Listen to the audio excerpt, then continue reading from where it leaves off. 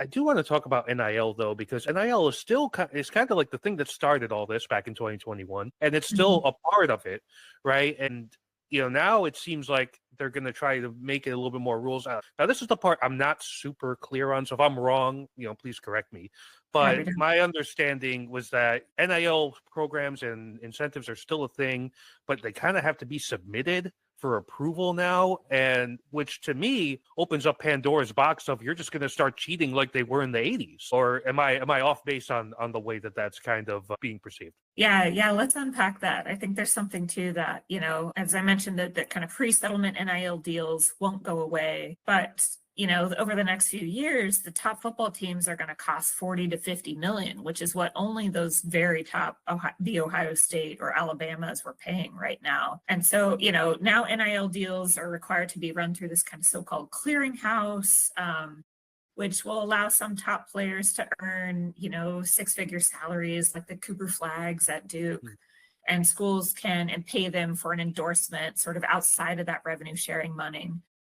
But per reports, like 90% of the current NIL deals with public companies would have been approved, but more than 70% of the the collective deals, these kind of paper play under the table, would have been denied.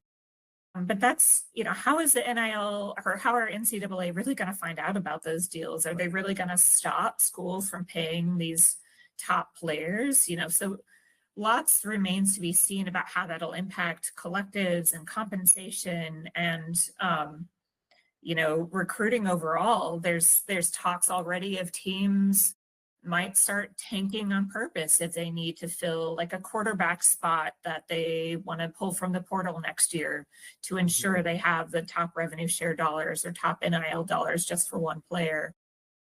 So it's really going to be, I understand why they're trying to make sure it's true NIL dollars. I get that. I think there was a lot going on in that pay for play that they were trying to prevent over the last 50 years of the NCAA, but it's hard to say that students are all going to be, reporting everything over $600.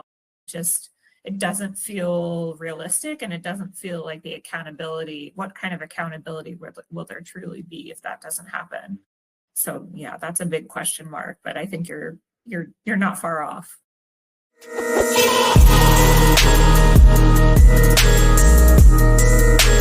Thank you.